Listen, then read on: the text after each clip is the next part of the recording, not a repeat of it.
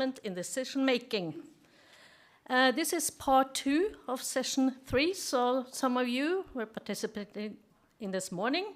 So now we have the second part of the session, and the last one will be tomorrow afternoon.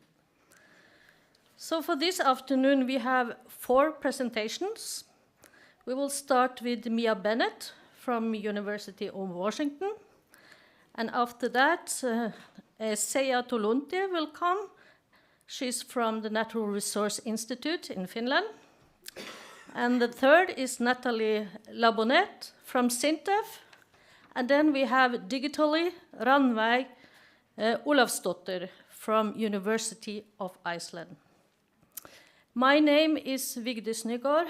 I'm a researcher at NORCE, located in Alta, a little bit further north. And I'm going to share this session. So now I'm going to ask for each presenter to come up and have a 10 minutes talk. And then I will ask the audience to make notes about questions. And when all the 4 speakers have finished, then we'll gather here in a panel. And then we will introduce a discussion here. And you can ask questions, and hopefully they will answer. So that is our plan. So please welcome Mia Bennett.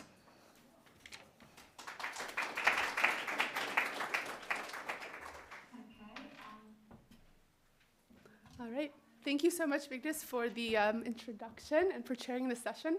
So I will be talking about remote sensing, which is a technique that perhaps is usually imagined as very abstract, and try and put it in a little more of a material and grounded perspective. And maybe that can help set the stage for a discussion later about how it might be used to empower Arctic citizens for decision making. So thinking about remote sensing, well, first of all, we might actually go back to maps, which have been historically integral to imagining and developing spaces such as the Arctic, which might be quote unquote called frontiers. But nowadays, we actually use satellite imagery to map and depict and imagine these spaces. So one could make the argument that remote sensing and this view of the Arctic from above have in fact been integral to both the social and scientific construction of this icebound region that is now fast changing. We also have satellite imagery playing a role in surveillance, of course. So the very first satellite image taken for spy purposes of the Arctic was taken of an airfield in the Russian or the Soviet Arctic by a US Corona satellite. So thinking about kind of the role of satellite imagery, we can also see it, of course, playing not only an important role in surveillance, but in environmental monitoring, seeing things such as the shrinking and thinning of the ice cap from above. So these are some of the more perhaps conventional ways in which remote sensing has been used since the dawn of the satellite era. Now I would also make the case that much as maps did in the past, centuries ago, with kind of depicting for the public this opening frontier, that same sort of role or responsibility rather is being taken up by satellite imagery and similar aesthetics that have this view from above of a region that is potentially in the future, should sea ice continue to decline, opening for shipping. What my work tries to do is think about how remote sensing is actually very much grounded in the Arctic, and the real impact this technique, often imagined as distant and abstract, is in fact having a substantive impact on Arctic lands and also imaginaries. So the 2 questions I'll just work through quickly today here involve trying to underscore how remote sensing is actually placing a burden on Arctic lands. And second, thinking about how this data might perhaps in some sense, rather than empower Arctic citizens, risk upscaling and extraterritorializing governance.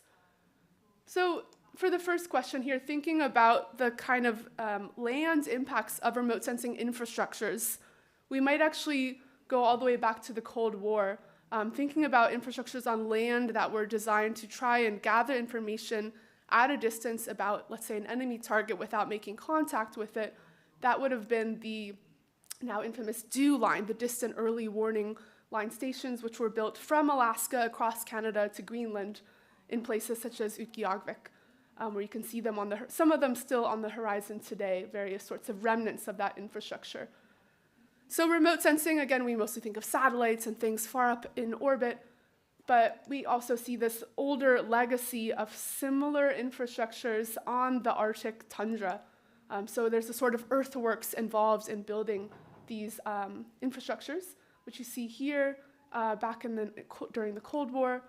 And also, of course, there was the very important role of Inuit labor and also animal labor involved in building these types of equipment.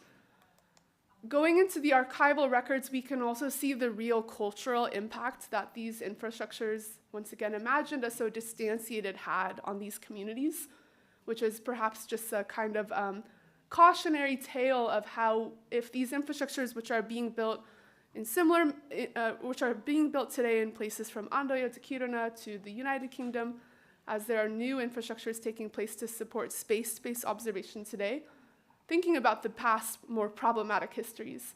So when the Dew Line, for instance, when one of the stations was built in Alaska, what we see here in the excerpt is that a graveyard located near one of those Dew Lines was disinterred and destroyed as a result of the construction of the Dew Line station.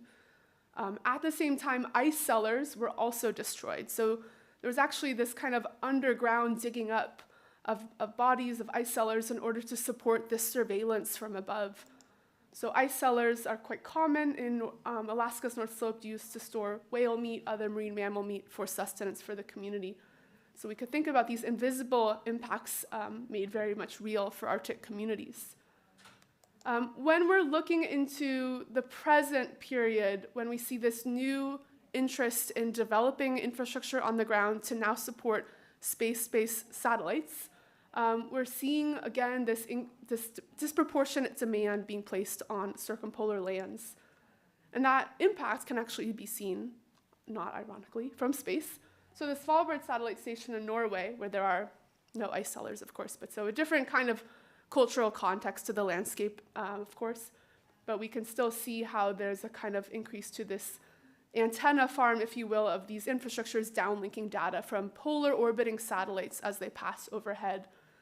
So one reason why polar lands are disproportionately impacted is because polar orbiting satellites will pass over the poles more than any other spot on Earth as they orbit the planet, and therefore it's strategic to regularly be able to access and downlink the data to have stations built either in the Arctic or Antarctica. It's far more accessible, the Arctic rather than Antarctica, so more ground stations are being built up here than down south, although Kolsat, which has one here, which operates the one in Norway, does have some in Antarctica as well. But so you can see this growth over time, disregard those pixels. And similarly, across on the other side of the Arctic in Canada, you can see the Inuvik satellite station facility resulting in the growth of development of roads going into the forest there as well to build new antenna. So just thinking once again about these environmental impacts of remote sensing, which are perhaps somewhat counterintuitive. Last final kind of land-based impact here is these commercial spaceports. So some of you might have heard of that one being built in Andoya, which hopes to launch its first commercial satellites this year. Similar activities are taking place in Kiruna. And then in the UK, the subarctic and Shetland, various spaceports are being built. Many of these, again, following in the steps of Cold War era military infrastructures for surveilling the enemy, now being marketed as helping to monitor the planet for environmental observation. So these are just a few photos here of kind of some of the impacts in Andoya. And actually one thing I won't really talk about, but which is also a community perhaps impacted by the space race, if you will, are fishing communities operating right offshore here. So a number of environmental impacts come from the still important work of trying to monitor the environment. So the second question here that I'll just briefly touch on is how the data that then gets downlinked, commodified, disseminated around the world, how it could serve to delocalize and upscale governance. So the argument I make here is that as stakeholders that are very far from the Arctic, whether it's an analyst sitting in, let's say, I don't know, let's take, we have the example of China here. So China operates the ICE Pathfinder satellite.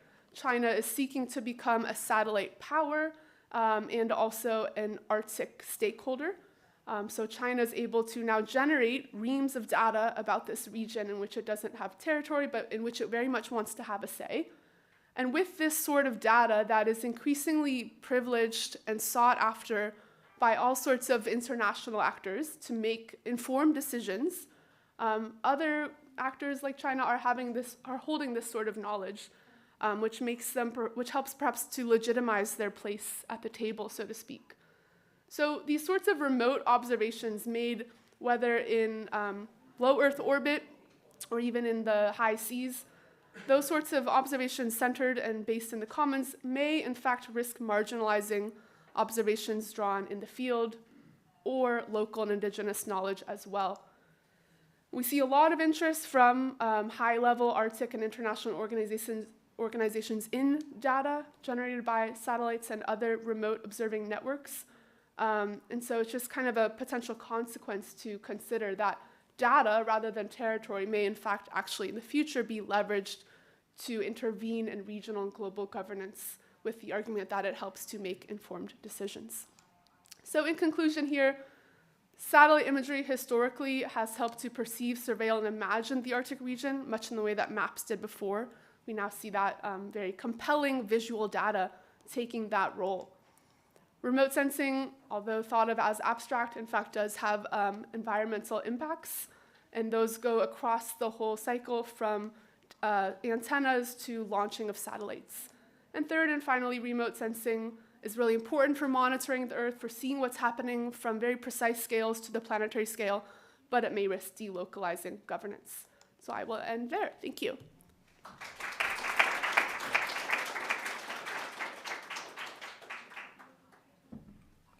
Thank you, Mia. And then Sea Tolunte, please.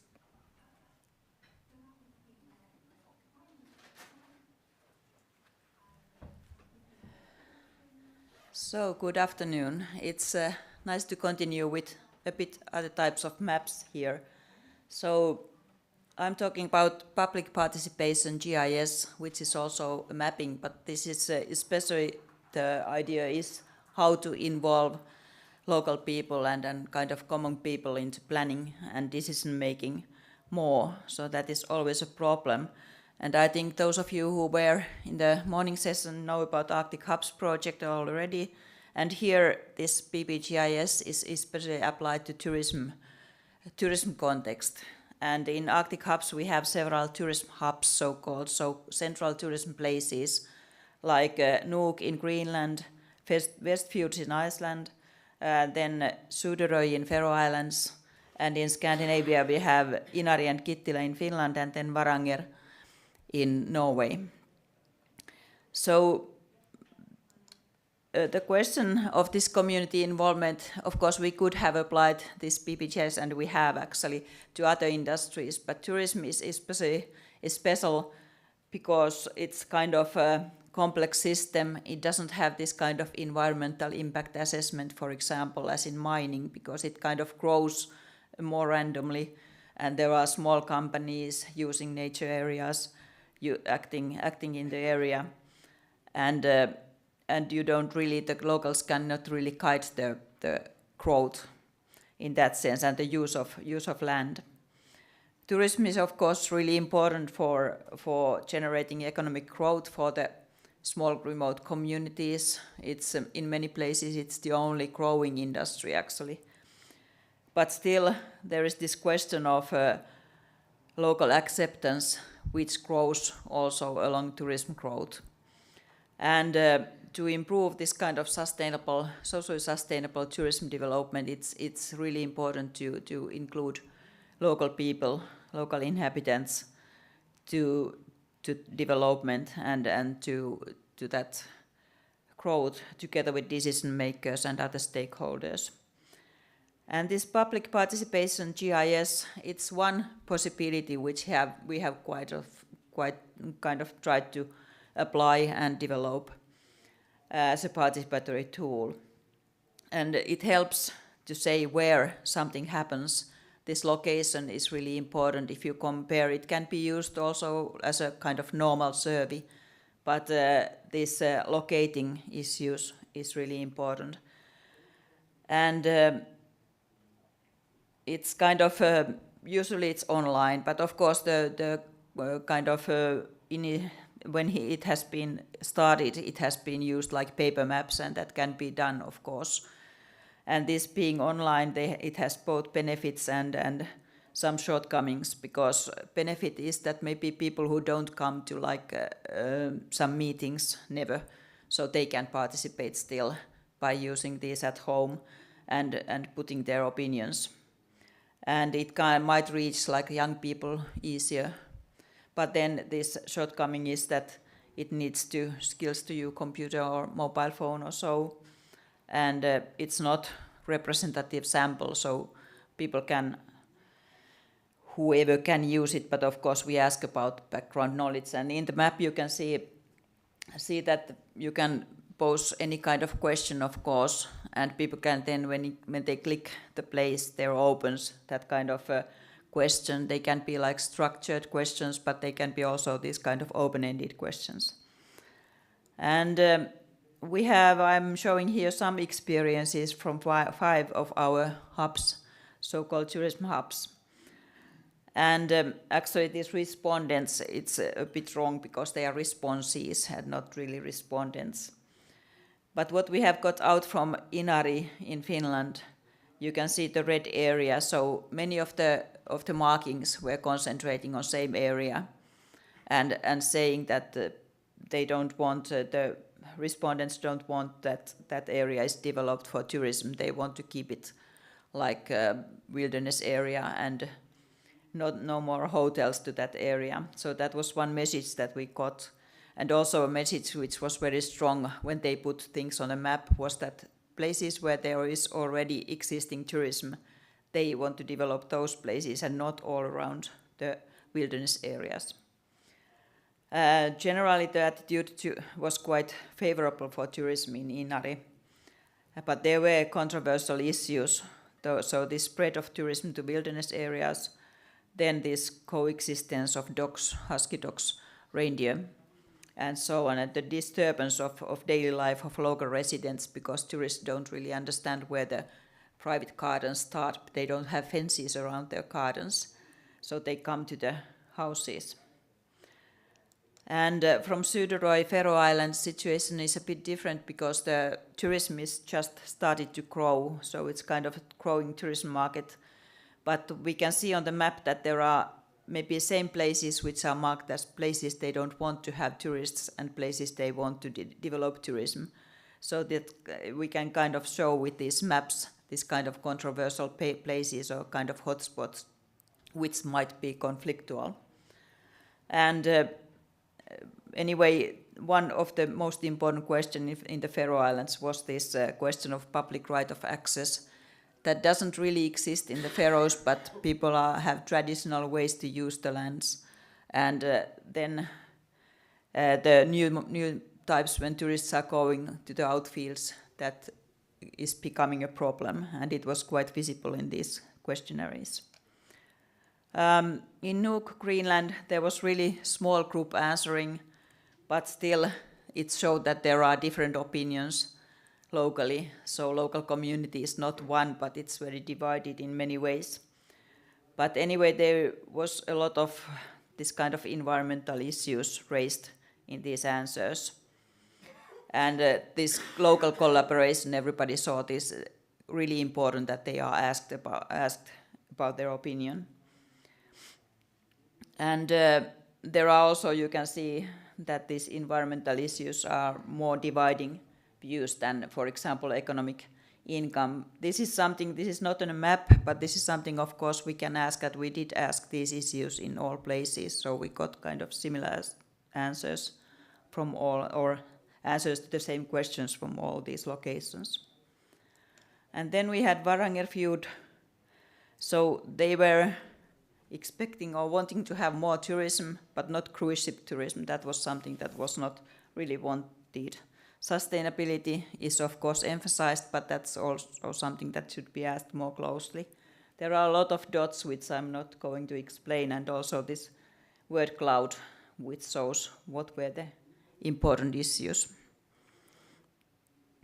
And then in Westfjords, Iceland, there were quite many respondents, and you can see from the map that there are places which are marked both good for tourism and bad for tourism. So that shows quite nicely how the same places are kind of contested places in that sense. And this is also, there has been a lot of discussion about over-tourism in Iceland, but this Westfjords, it's not located on the ring road, so it's a bit more remote, and that's why tourism is more wanted to that area. But still the effects on environment were seen mostly negative in that area as well. So these environmental issues were really raised in many of these places. And as a conclusion, it's obvious that there is a need for better involvement of locals, and that was expressed in many of these public participation GIS inquiries as well. Also, it was obvious that in many regards the local opinions are divided, so in that sense it's important to have them on a map and to show what might be the issue or places or issues that the decision makers have really take into account when they make decisions. And this mapping works, as said, for identifying the areas with risk of conflict. There is a lot to develop in this system as well, so it doesn't work perfectly, and also especially in that how it's taking into account in decision making, how the decision makers really take this into their work. So there is a lot to do. We have tried to develop this to more interactive in Inari, especially a trial about talking with giving the locals the possibility to discuss about the issues on a map. But thank you.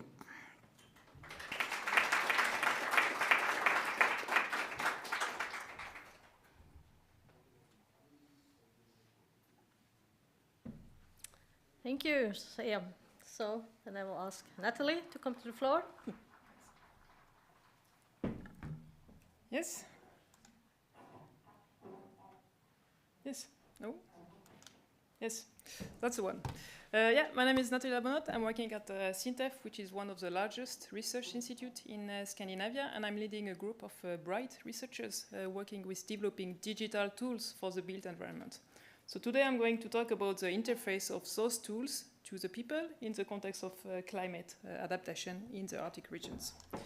But first I would like to present what we mean with climate adaptation, especially here in Norway, because this is the official definition from the Norwegian Environmental Agency.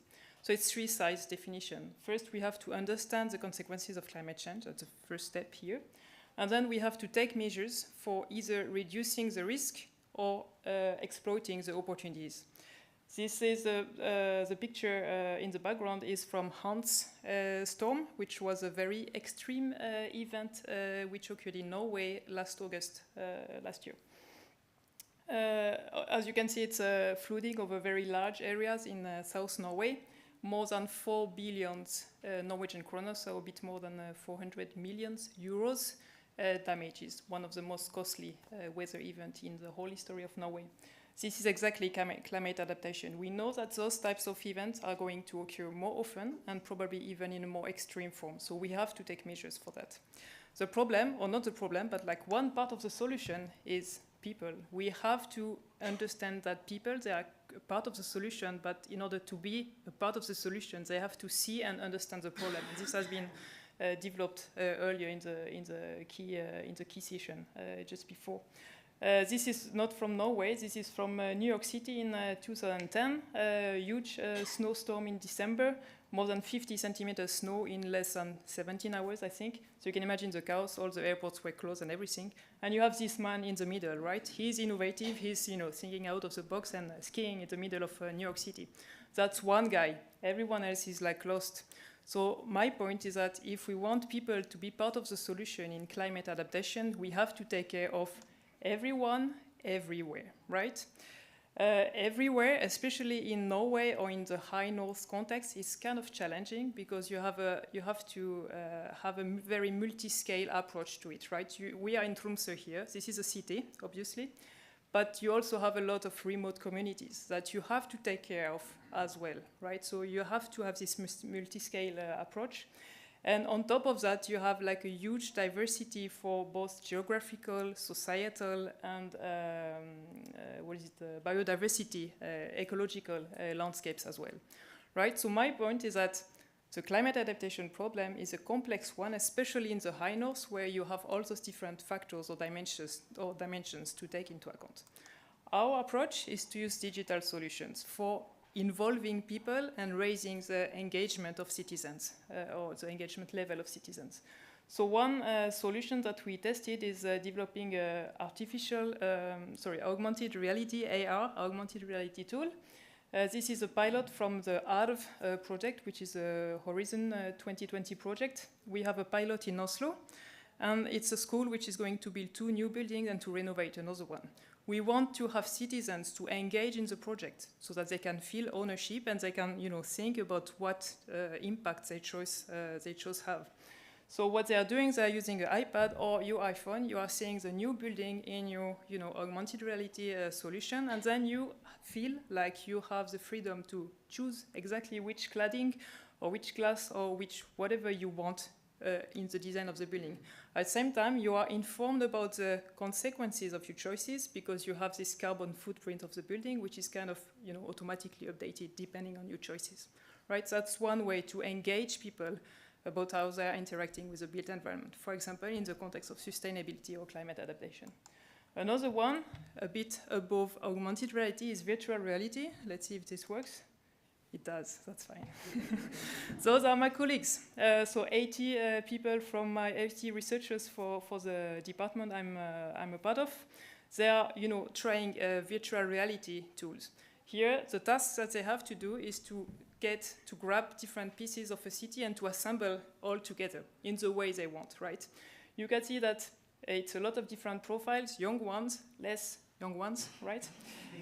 Very different levels of experience with virtual reality. Most of them never had tried this before, but still they are very happy and very eager and very engaged in testing this. They are in their own bubble, but at the same time they are able to discuss with each other, which is like very nice interaction, and they really want to test out the tool. So very successful, at least among my colleagues. So again, 80 people trying the virtual reality tool here. Another type of target group which is very seldom represented when we are talking about participatory design is the young ones, right? So again, in this Oslo pilot where we are talking about school, we want to involve all of the end users of the school. So that means the teacher, like the staff, but also the students. What do we do to engage the students? We are using Minecraft, right? Gaming application, gamification, super, super nice. So what we are doing now is try to develop an app based on Minecraft, where they're able to develop their own school of their dreams by using specially designed Minecraft elements, typically solar panels, heat pumps, and so on.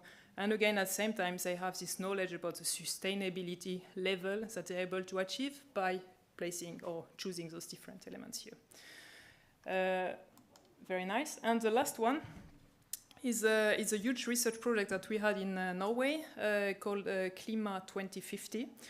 One of the largest ones that we can get, 8-year research project with about 20 partners, and the total budget was 200 million Norwegian kroner, so that's 20 million euros. And you can imagine 8 years, a lot of researchers, a lot of partners, a lot of publication, a lot of knowledge, right? So in total, more than 1,500 publications, PhD thesis, master thesis, reports, popular science paper. I'm missing one, but anyway, a lot of different types, right? The question is, how do we disseminate this knowledge in an efficient way to, let's say, the Norwegian society? Because what we mean is, of course, that the knowledge that we achieve is super important for everyone to be better on climate adaptation of the built environment. So here what we did was making or designing a chatbot which is using the GPT-4 technology, so large language model, right? Based only on those subset of 1,500 publications, so that if you are an advisor at Tromsø municipality, for example, and you are wondering, okay, what happens if I put a green roof here in the high north? Would it have an impact on the climate adaptation of the city, for example? You just type in your question, and then you get the answer from the chatbot. So that means that you don't have to go, into detail about those 1,500 different publications. Find the right one, read it. Damn it was not the right one. So I have to go to another one, read it again, and get the answer right. You have it crafted on your own terms. Same applies if you are a teacher, you have first grade students, and you want to explain in simple terms what does it mean to work with climate adaptation for Norway. You're asking this question, and you are saying that you are a first grade student, and then you get the answer crafted exactly the way you want it, right? So it's like custom-made knowledge for you, based on all those publications here. Very scalable, very efficient way of disseminating knowledge. What we want to do now is to have a pilot in the Arctics, especially on those digital tools for disseminating knowledge. Because again, when we are talking about climate adaptation, people are the key. But people have to know about the problems, they have to know about the solutions so that they are able to implement it. The question is, how do we do that in an efficient way? Especially in the Arctic, since everything is going much faster. So like any small action that any small measures that we can have about climate adaptation has a huge impact, much larger than everywhere else in the world, right? ×3 faster, ×2 maybe in Tromsø, ×5 maybe in Svalbard, but I mean, you get my point, right? The nice or challenging thing with the Arctic is also it's very difficult to reach people because you don't have so much of them and they're kind of sparsely populated or located in the Arctic regions, which makes, again, a very interesting testbed for testing digital solutions for, participatory decision making here. So we have at least 3 very concrete possibilities for collaboration with the Arctic by involving Arctic communities here. The first one here is a continuation of this Klima 2050 project that I was mentioning, with more focus on the people and the nature, right? The second one is mostly related to the sustainable use of natural resources and, again, participatory decision-making with a focus on polar regions. I mean, what best could it be than Arctic regions here? And the last one is the EU proposal with a special focus on digital solutions and participatory design as well. So if all of this rings a bell, and if you're interested, just come and see me. I have the yellow jackets, that's super easy to recognize, and I'll be happy to take a chat. Thank you.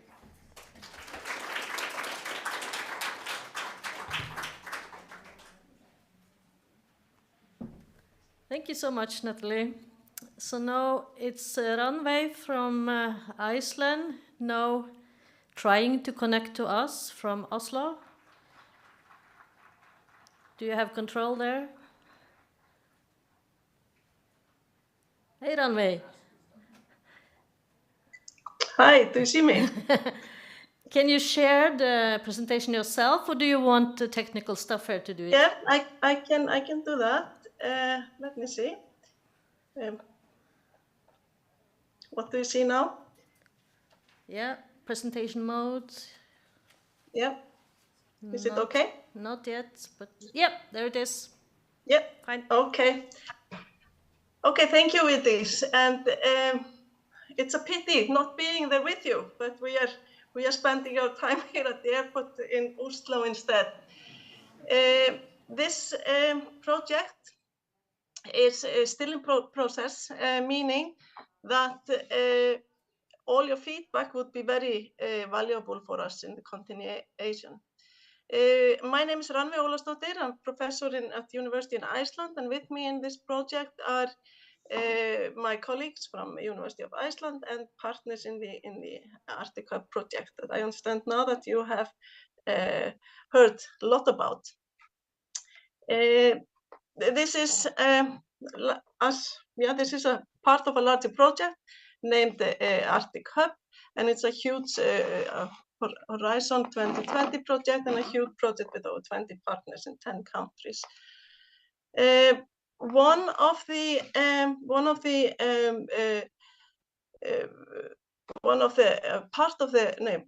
the aims of Arctic Hub is in line with the name of this session, to empower Arctic citizens' involvement.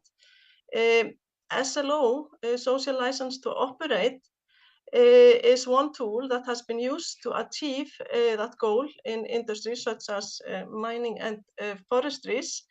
But as far as we know, it has not been used in tourism yet. What is SLO? I think it is, this quotation describes it very well. Social license is rooted in the belief, perception, and opinions by the local populations and other stakeholders about the project. It is also intangible unless effort is made to measure these beliefs, opinions, and perceptions.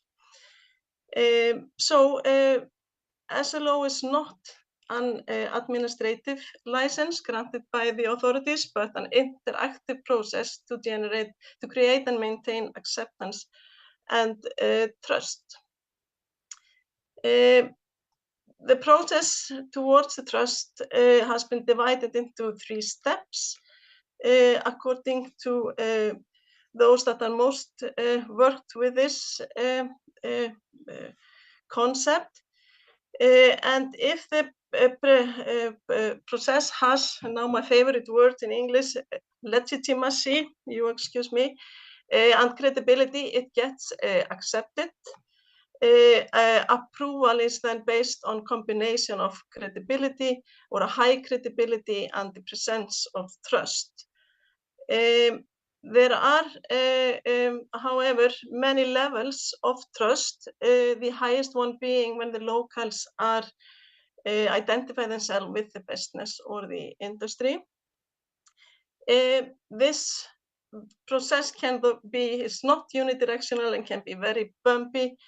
It is easy to, or it can be lost as well as gained. It is therefore important to understand the local perception towards the business, what our project aims to do. So how can we use SLO in tourism? Tourism is a complex system. We have many stakeholders, as Seija was showing before. It is characterized by small and medium-sized enterprises. But as most of us know, tourism is growing and it's growing fast, and it has impact. And nobody wants to, no industry wants to see this picture. This is, however, a truth or reality in many destinations.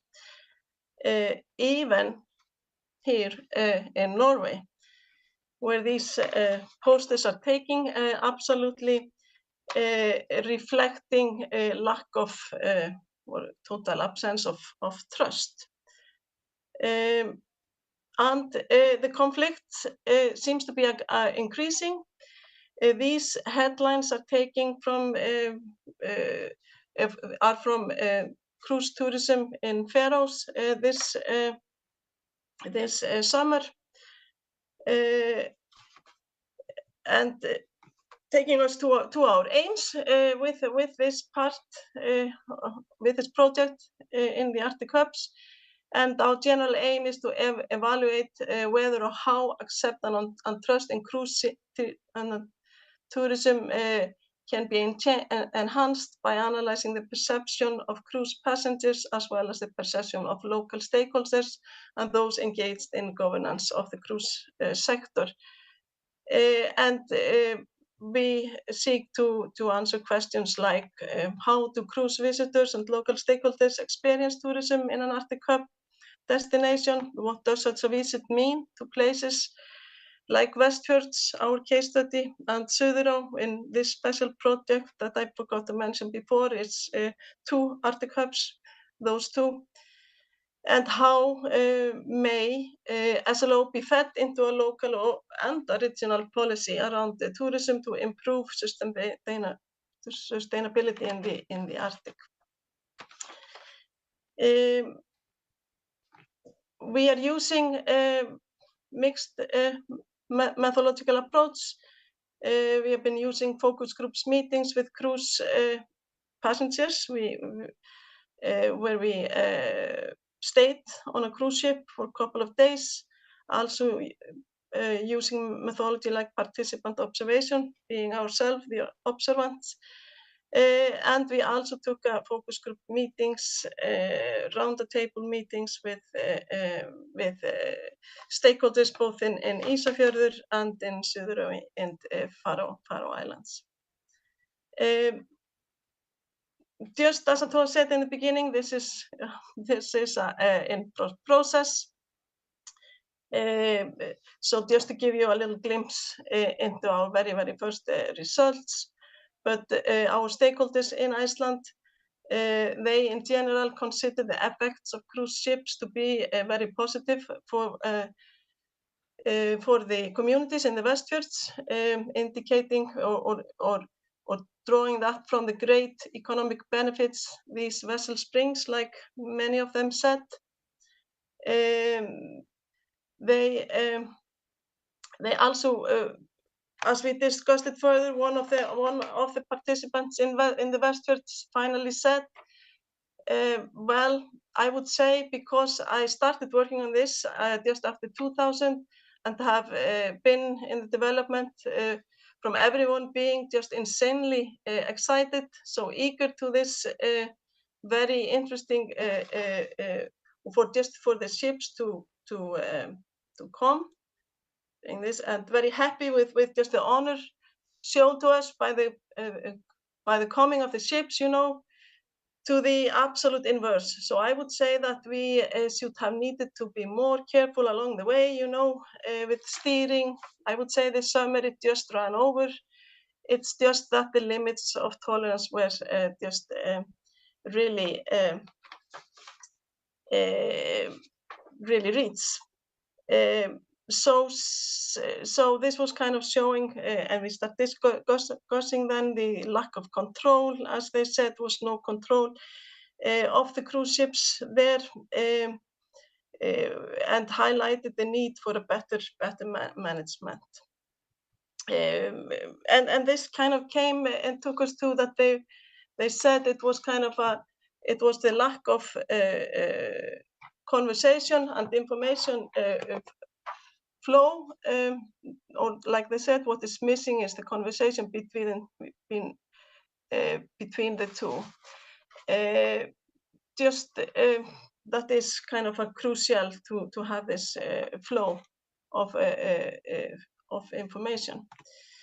In our stakeholders in the Faroes, they showed more concern about the increasing number of cruises in the Faroes, saying that was the fastest growing part of the tourism industry on a global scale, and the ships keep getting bigger and bigger, and the Arctic is a new territory that will increasingly attract more cruise ships, and we have seen an increase. Back then there were like 40, maybe 50 ships. In 2019 it was 64 or something like that.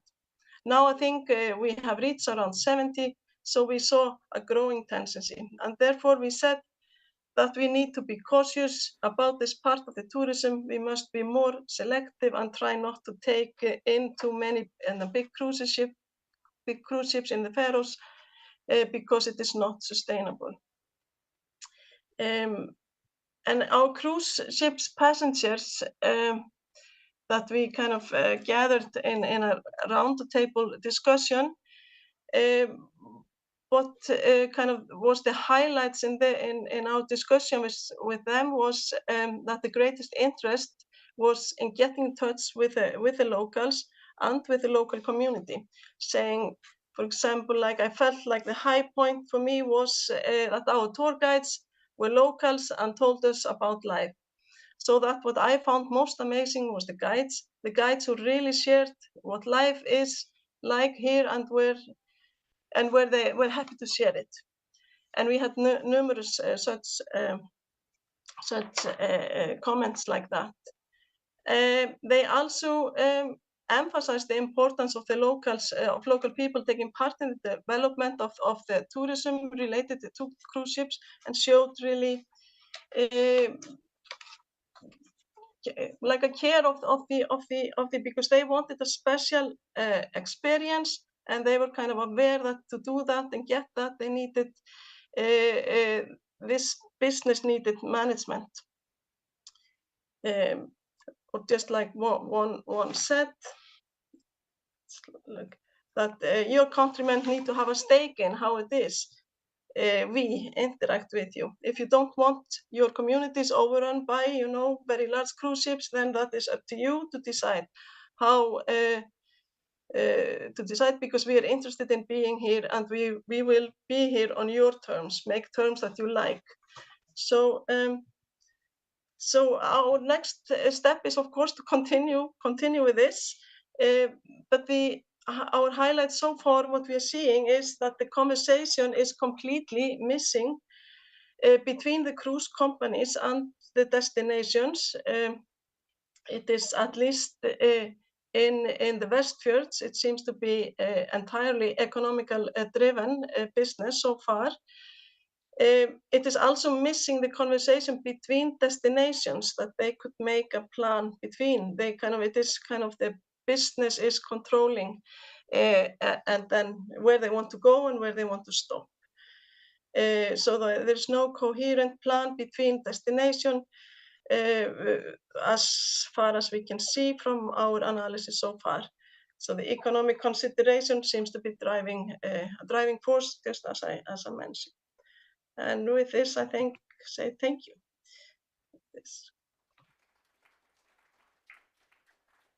Should I stop sharing? Thank you, Rannveig. It was really good that you can join us, even at distance. Now we open for questions, so I want the 3 physical presenters to come up here. We have a standing panel now. And Rannveig, can you also be online in case of any questions to you? Yeah? Absolutely. Yeah. Nothing else to do here. And a question for your technical team. Are there other persons following this digitally? No? Okay. I think you can.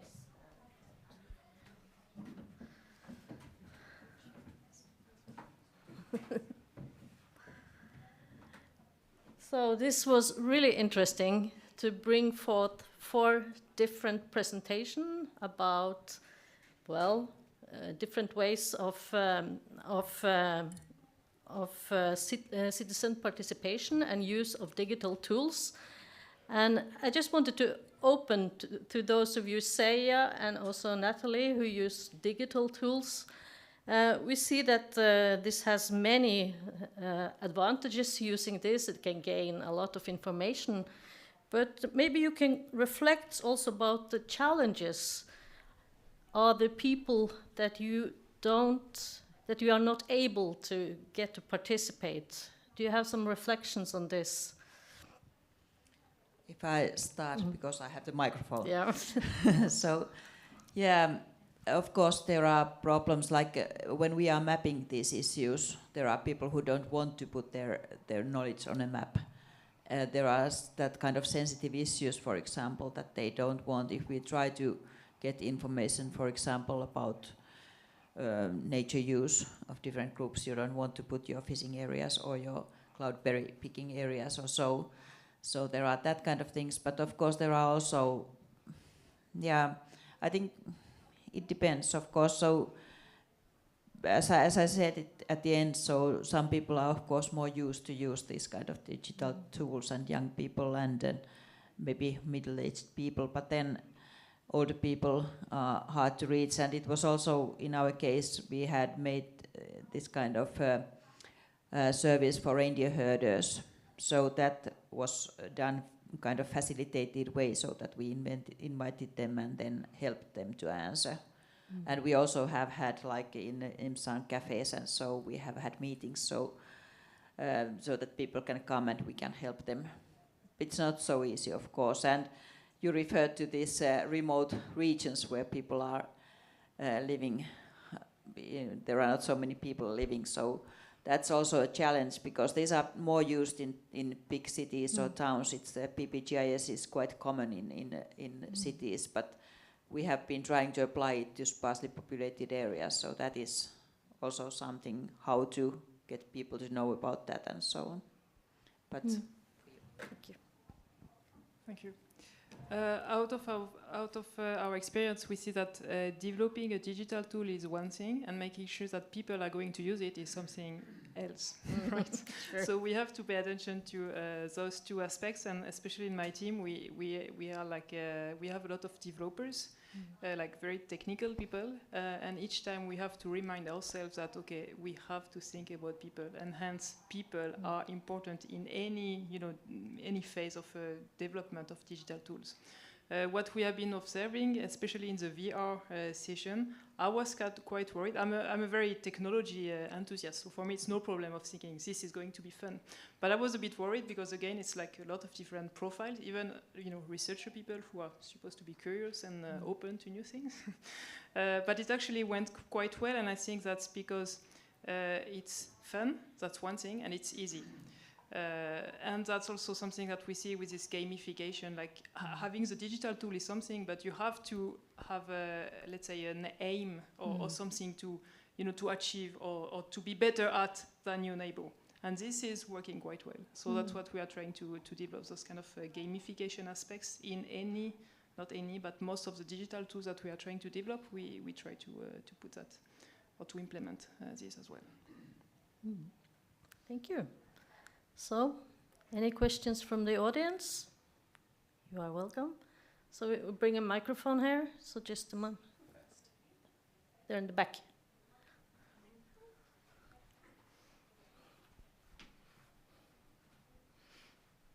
And please say your name. Juha Saunavara, Hokkaido University. I guess this goes to me. Many things that you research come close to what we are researching also on telecommunications and then environment and local communities in the Arctic. So 2 questions, you can choose which one you like more. One thing is that the telecom infra obviously impacts the Arctic environment, but I think also the Arctic environment impacts the telecommunications infrastructure. What kind of infra is designed, built, and so on. So if you can elaborate that from the perspective of the ground stations. Or the other question I have in my mind is also that we have been interested in studying how local communities have been resisting the telecommunications infrastructure development. So if you want to say something about that, that would also be appreciated. Thank you. Thanks for your questions, Juha. Maybe with regard to the second question first about how local communities have been resisting some of these developments. What I found, so I've been visiting a couple of the sites where the spaceports are being built, and I probably had the most in-depth discussions with folks in Shetland, and where the Saxavord spaceport is being built on this quite remote island in the north of the archipelago. And there actually people are highly supportive of the spaceport. A reason for that is the previous Royal Air Force Base closed several years ago now, so that took away a lot of jobs, and for the prospect of a new spaceport to come in and bring back jobs is very exciting to people. There's a sense that the spaceport will help put the community back on the map. So what I think is kind of interesting is how not only are there perhaps certain environmental and geographical reasons for choosing Arctic locations for spaceports, but in sites where the population already has a long-standing experience with these large-scale interventions that are kind of top-down, whether led by the state or a corporation, the community support is actually quite instrumental to enabling a spaceport to now be built.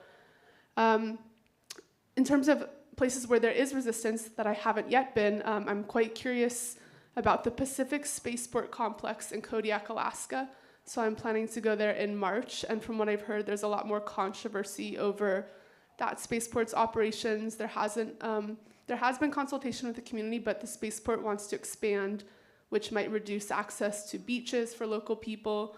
There have been a lot of launches that went awry and failed, so that has led to some pollution, and things like that. So I think there's perhaps more resistance, but I can't speak to the details of it quite yet.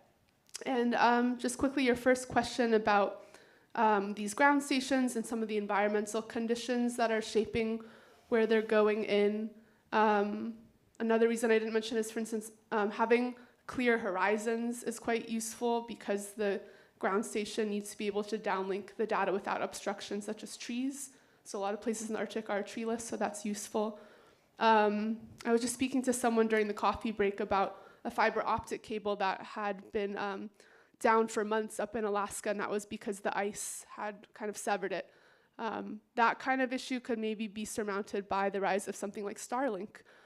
So then satellites can provide a kind of invisible connection, if you will, that can overcome some of those environmental challenges that Arctic environments continue to throw at ground-based infrastructure.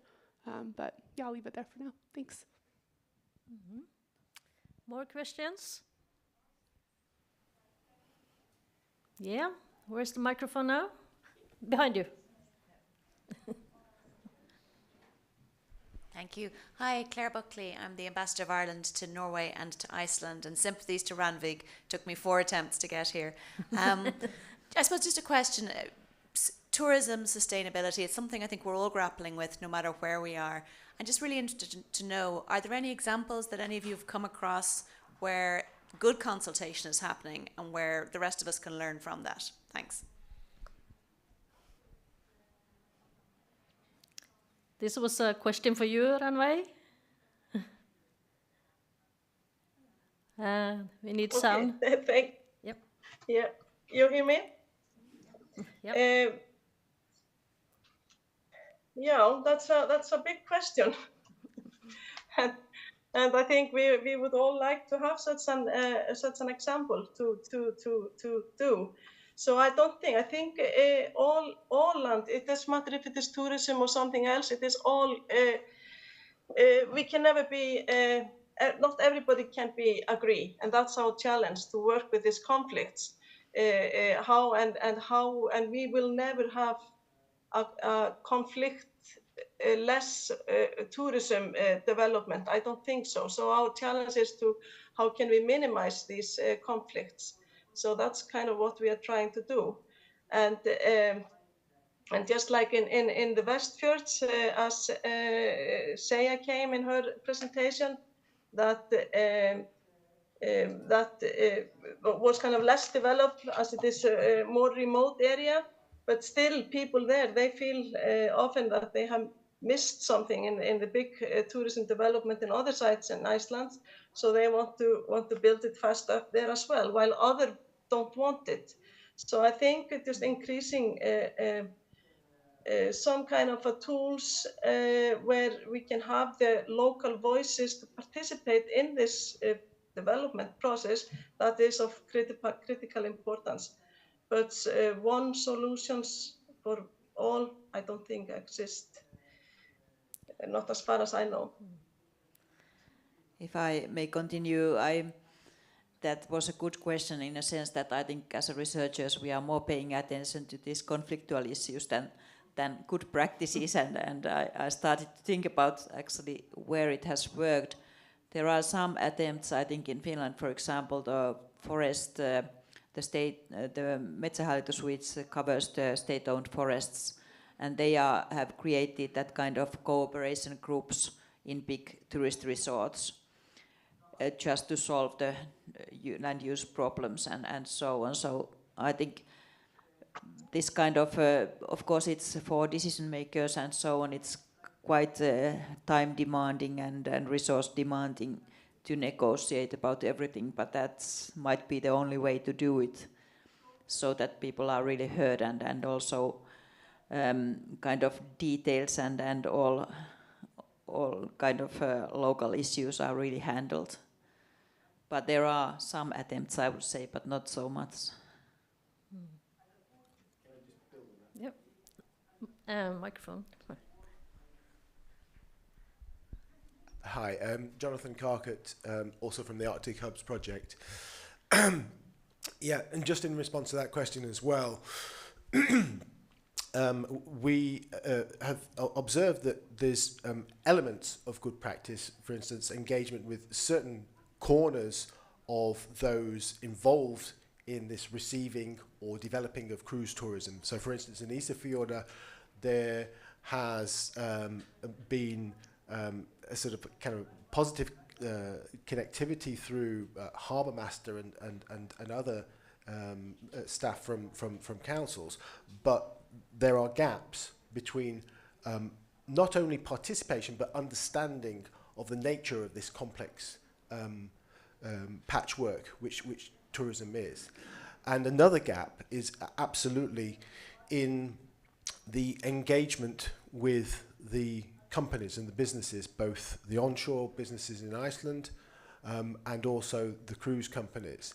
And we observed a little bit of that experience, and it wasn't necessarily the happiest engagement. So we were alongside Rani and Anna Gudrun. We were on board the ship and hoping to speak with both passengers and maybe some staff of the ship.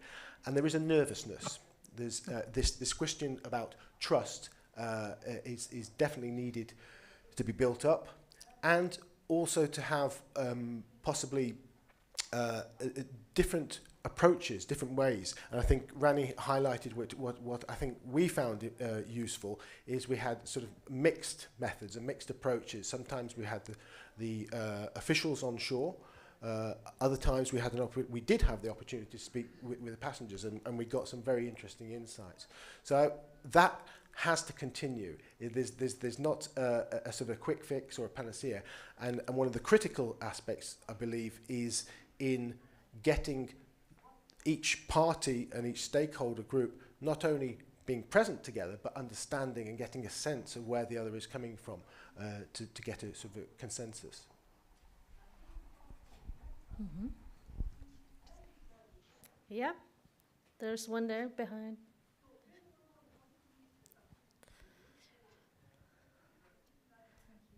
Thank you. Yes, Julie Scott, also with Arctic Hubs, and this is a question really building on that, which is about building consensus and being able to envisage what is going to happen, and thinking about the sort of VR and AR solutions and gamification that you've been showing us. And I wonder if you think there's scope for building into those kind of applications some representation or some ways of envisaging social and cultural kind of repercussions of some of the developments of the future, not just in terms of built environments and the environment, the natural environment, but and climate, but some of these other kinds of issues. I linked to that, when you talk about people choosing this kind of cladding they want on buildings, so on, how does that then work out? Is there a sort of vote, or how is the decision making then managed? Well, I would say that it's first of all, let's say, a pacific way of discussing. So you have data, and I would say it's a digital tool. So that means that you can choose whatever you want to have.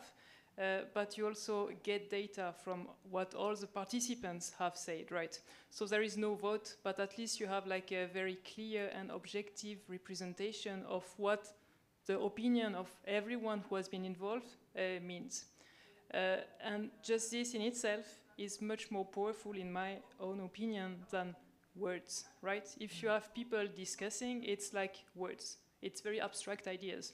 If you have people designing, drawing is also working, right? But if you have people designing somehow in 3D, the way, and not only the built environment, I fully agree with you, it can be anything, like the way you want a society to function can be one thing as well. There have been examples here in Norway about this, in Minecraft actually.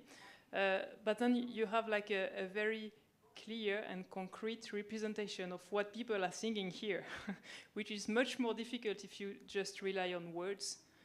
pacifical ones, to express your opinions. So that's I would say that's the first aspect. And then getting everyone to participate is another thing, because most likely it's easier to talk than to build in 3D by having this kind of a clumsy VR Googles on you. That's another thing, but that's what we are working with actually, to try to reach to everyone that we want to reach out. But yeah, I can really see the potential for maybe not solving, but at least discussing on a very neutral basis about important issues, and not only the built environment. Mm-hmm. Yeah, maybe because I'm thinking of this PBGIS, what we are using, and connected to what you were telling about, I actually have a kind of question for you, because we have been struggling with this, how to get the information we are gathering to decision making, and we realized in some municipalities that it's if the municipality and the local decision makers are really involved and they are enhancing the use of that, so that's kind of we got more answers, and people were more enthusiastic because they were thinking that that will be really used, that what we are gathering. So you said about this dissemination, but how does it work for the decision makers or decision making practically? I'm not sure if you said that already, but maybe some clarity.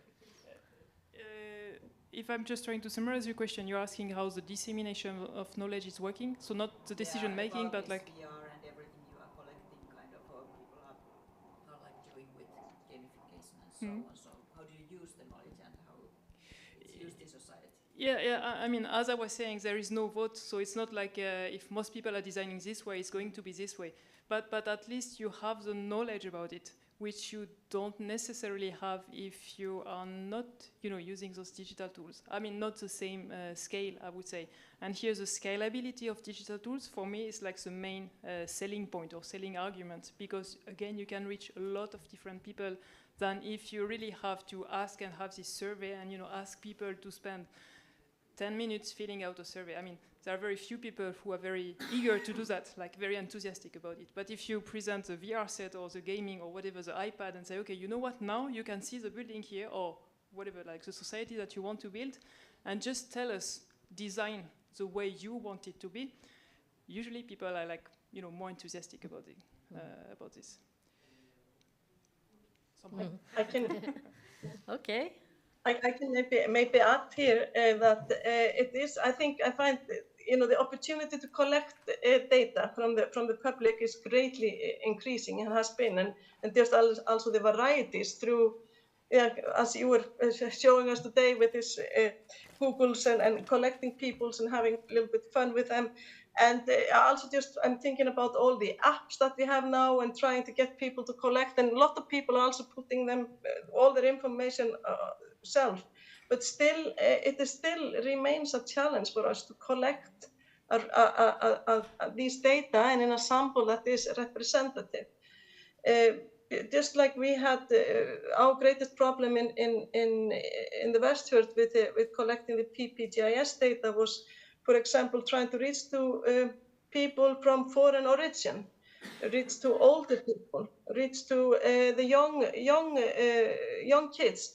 And I think it will keep on being a challenge for us to how to reach these people, and we kind of even with all those techniques, we kind of ended up trying to. That's why we came to our focus groups in that project, because to try to reach to all these different groups in the society. So I think it's interesting and interesting to try to think how we can increase the participation. As we are trying to say with this project, it is important to get the voices to decrease conflicts in our decision making, but how do we get them involved? People are getting so busy with everything, more and more busy almost every day, and I think also they get so many requests on participating in all this. So how do we get their attention? That is kind of a remaining question that I can't answer right now. Okay. More questions? Yeah. Behind there. if nobody else has, then as a person who is slightly allergic to the word social license to operate, I guess I have to ask, how do you measure it, and how much is enough? What has to happen that we reach the situation that you can actually say that social license to operate exists? I think it was Seija who was referring to the fact that in most of the issues, most communities are strongly divided. So is it analytically a useful tool? Thank you. Who is the question to? To Ranveig. Yeah. Yeah, Ranveig. Yeah, it's a good question, because it is, we are still trying to answer what is social license to operate indirectly, because it is this intangible, just like I was trying to say, when do we know that we have social acceptance? I don't think that we can. It is more like a feeling when you don't have this, when we want to prevent this people coming to protest when the cruises, for example, in this example, when the cruises are sailing in. We want to prevent that.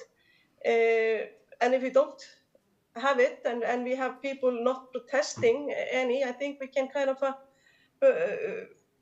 get that we have some kind of social acceptance. Just like in our focus group that we took in Ísafjörður, we had 7 participants, and 2 were from the southern part that do not have. They are still trying to get cruises to come and stop there. While Ísafjörður, where we took all the interviews, that's where they have 3 or 4 cruises every day during the high season. But in the west, in the southern part, they were kind of now trying to reach out to people and say, we want to have cruises. How do you want to have this cruise industry here? So they were kind of discussing with the people, trying to prevent that there will be a protest against it, or so while only allowing small cruises. That's where the decision. But to say exactly that you have, or that you can get it stamped, I don't think we can. And in tourism, it is a lot more difficult than in like a industry that you have one big company, like mining or in forestry.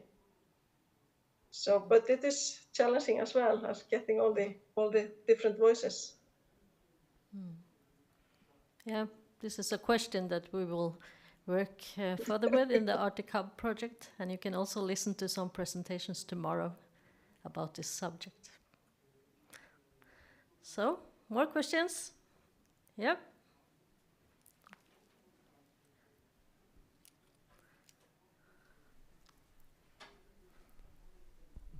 Hello, I'm Taru Rikkonen from the Natural Resources Institute Finland, and this is to Mia. You were talking about the environmental impacts of remote sensing, but I'm not sure if you mentioned drones, so could they be a solution? That's a good question. I haven't researched drones myself. I would think that, in terms of drones' environmental impacts, I suppose they wouldn't have a ground station in the first place, so that kind of infrastructurally associated land use impact is negated. Drones are often complained about in contrast because of the noise that they create. People can see them, which on the one hand, generally can see them, which on the one hand is good because folks know if they're being surveilled or monitored, unlike with a satellite, but then they're more kind of in your face, so to speak. So it's that sense of a nuisance in a way.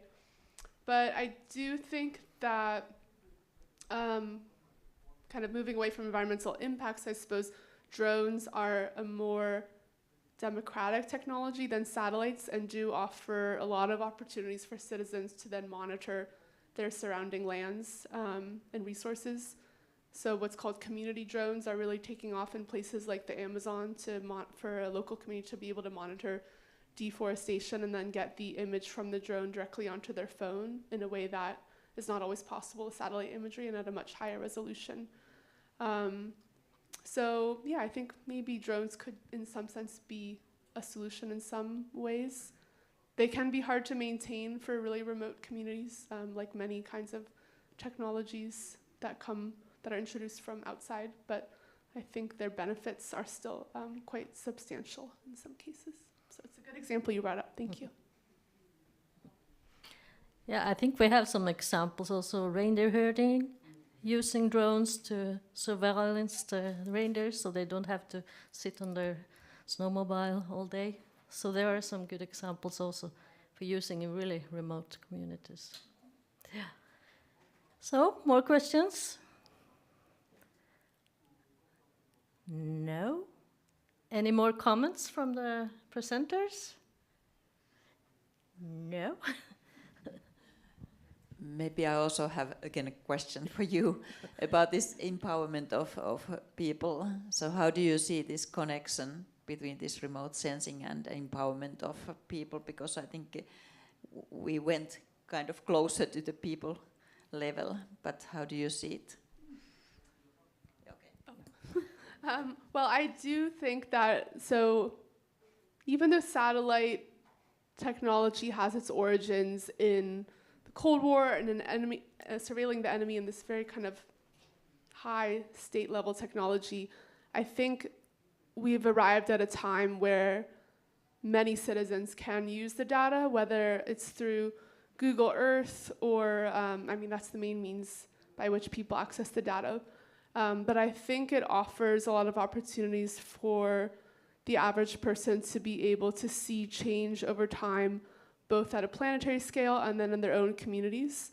So I'm currently working with an individual and her lawyer, basically from Southeast Alaska, and they want to look at historic deforestation, which they know has been happening on their lands, but the courts really require a kind of systematic record, which oral testimony is not always up to the task of doing in the eyes of the law.